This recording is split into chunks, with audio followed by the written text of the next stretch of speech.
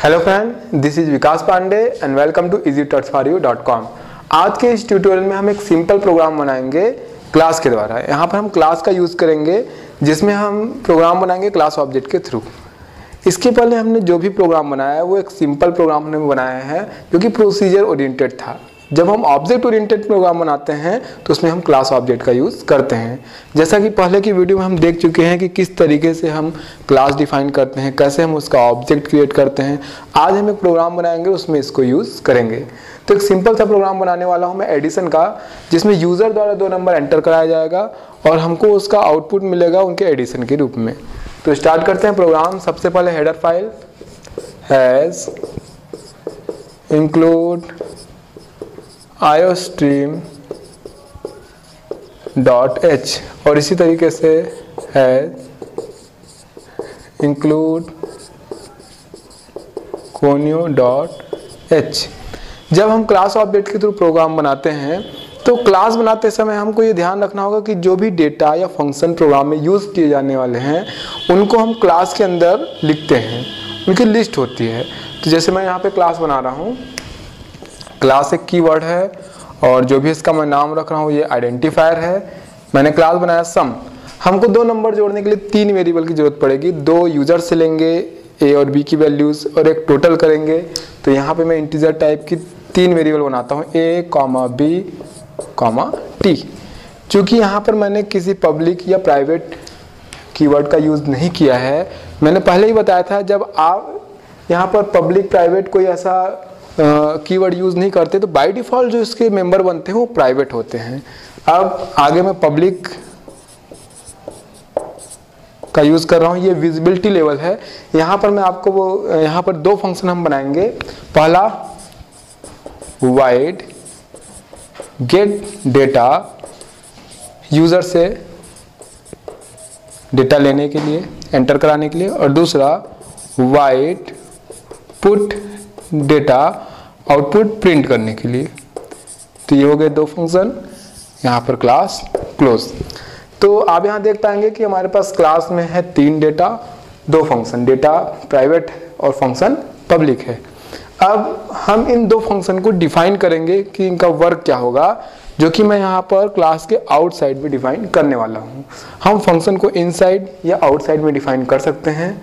ज़्यादा अच्छा ये होगा कि आप फंक्शन बनाते जाइए इसी तरीके से, और फंक्शन पहले हम क्लास बनाते हैं उसमें एक लिस्ट बना लेते हैं कितने डेटा या फंक्शन की जरूरत पड़ने वाली है, कैसे इनके पैरामीटर होंगे, क्या रिटर्न टाइप होगा। उसके बाद हम उसे क्लास से बाहर डिफाइन करते हैं। तो यहाँ पर मैं गेट डेटा और पुट डेटा को डिफाइन करने जा रहा हूँ।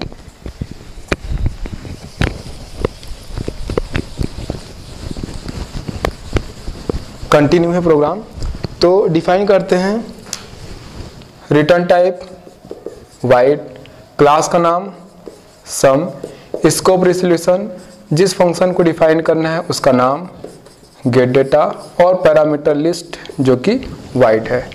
यहाँ पर मैं इस फंक्शन को डिफाइन कर रहा हूँ। ये यूज़र से 2 नंबर एंटर कराएगा। Enter the value of A and B।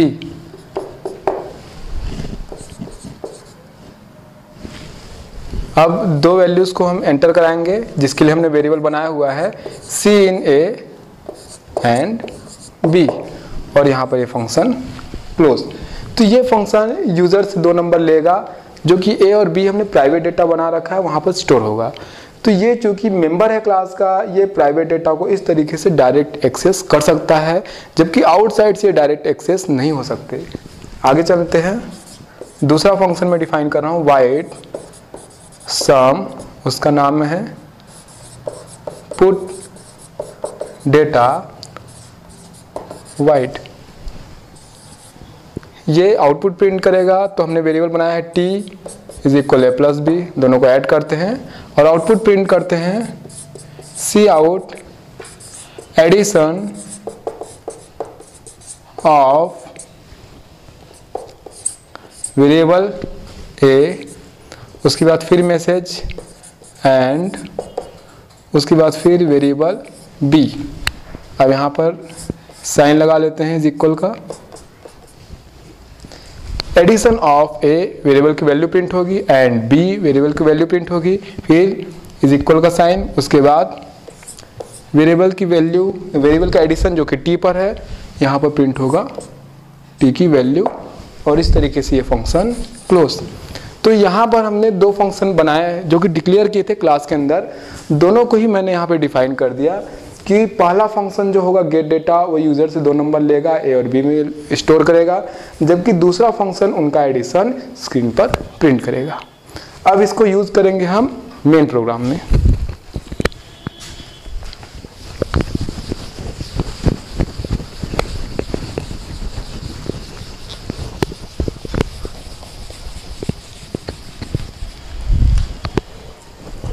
Main program लिखते हैं हम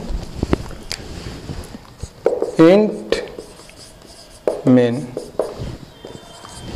सबसे पहले जब हम मेन प्रोग्राम में क्लास के अंदर बनाए गए जो भी फंक्शन है या डिफाइन किए गए जो फंक्शन उनको यूज करना चाहते हैं, तो पहले हम बनाते हैं क्लास का ऑब्जेक्ट। हमारा क्लास है सम, तो सम का ऑब्जेक्ट मैंने बनाया यहाँ पर OBJ। तो जिस तरीके से आप इंटीजर वेरिएबल बना सकते हैं उसी तरीके से क्लास का ऑब्जेक्ट ऐसे ही बनाते हैं। ये क्लास के लिए क्लास का नाम डेटा टाइप का काम करेगा और ये उसका वेरिएबल OBJ। अब हम इसके द्वारा उसके फंक्शन एक्सेस करेंगे जो कि पब्लिक एरिया में है। प्राइवेट एरिया में रखे हुए कोई भी डेटा या फंक्शन को हम ऑब्जेक्ट द्वारा डायरेक्ट एक्सेस नहीं कर सकते। हम केवल पब्लिक सेक्शन में रखे डेटा या फंक्शन को यूज एक्सेस कर सकते हैं ऑब्जेक्ट के द्वारा। तो यहाँ पर मैं लिखूंगा OBJ डॉट गेट डेटा, ये पहला फंक्शन जो कि यूजर से 2 नंबर लेगा। उसके बाद OBJ डॉट दूसरा फंक्शन पुट डेटा जो कि दोनों नंबर का एडिशन प्रिंट करेगा। उसके बाद get ch return statement use करेंगे, रिटर्न 0, और यहाँ पर ये मेन फंक्शन क्लोज। तो इस तरीके से आप मेन फंक्शन का प्रोग्राम देख पाएंगे। एक बहुत ही छोटा प्रोग्राम बना हुआ है क्योंकि हमने जो भी डेटा यूज होने हैं, जो भी फंक्शन यूज होने हैं, वो सभी क्लास के अंदर पहले से डिक्लेयर किया क्लास के अंदर और फिर इसको फंक्शन को हमने डिफाइन कर दिया। अब यहाँ पर देखिए हमने केवल फंक्शन को यूज किया है, कॉल किया है ऑब्जेक्ट बनाकर, object dot gate data, object dot put data. जब ये फंक्शन एग्जीक्यूट होगा तो इस फंक्शन के द्वारा उसके प्राइवेट डेटा एक्सेस किए जा रहे हैं, या तो उनकी वैल्यू हम प्रिंट करा सकते हैं, जैसे हमने यहाँ पे पुट डेटा से उसकी वैल्यूज प्रिंट कराई है ए और बी की और उनके एडिशन की, जो कि ए बी और टी प्राइवेट डेटा है, और या तो हम उसकी वैल्यू सेट कर सकते हैं जैसे हमने गेट डेटा से ए और बी की वैल्यू सेट की है। लेकिन ऑब्जेक्ट द्वारा यहाँ पर उसको डायरेक्ट एक्सेस नहीं किया जा सकता। तो मेन पे केवल उनके फंक्शन एक्सेस किए जा रहे हैं, बाकी कोडिंग उनके फंक्शन के अंदर है। तो इस तरीके से जो प्राइवेट डेटा है या प्राइवेट जो भी मेंबर है, चाहे वो डेटा हो या फंक्शन, पूरी तरीके से सिक्योर होते हैं। वो आउटसाइड में डायरेक्ट एक्सेस नहीं किए जा सकते, केवल उनके मेंबर द्वारा ही क्लास के अंदर एक्सेस हो सकते हैं वो, और आउटसाइड में केवल उनको ही एक्सेस किया जा सकता है, या तो डेटा या तो फंक्शन को, जो कि उसके पब्लिक एरिया में रखे होते हैं, जैसा कि इस प्रोग्राम में हमने किया है गेट डेटा और पुट डेटा।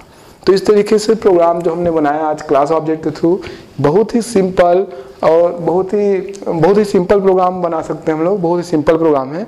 इसी तरीके से हम क्लास ऑब्जेक्ट के यूज करके जितने भी प्रोग्राम है बहुत ही सिंपल तरीके से बना सकते हैं। इसमें कोई दिक्कत नहीं होगा।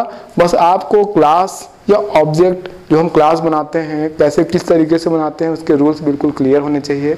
ऑब्जेक्ट हम बनाते हैं तो किस तरीके से उनको यूज कर सकते हैं उसके रूल्स एकदम आपको क्लियर होने चाहिए।